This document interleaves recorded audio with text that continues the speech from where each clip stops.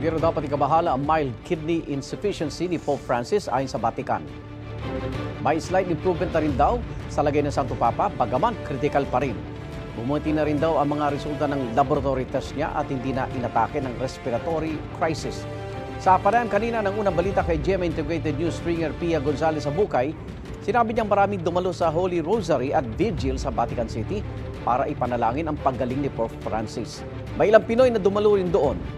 Nalulungkot daw sila na hindi nasilayan ang Santo Papa sa nakagawiang window appearance.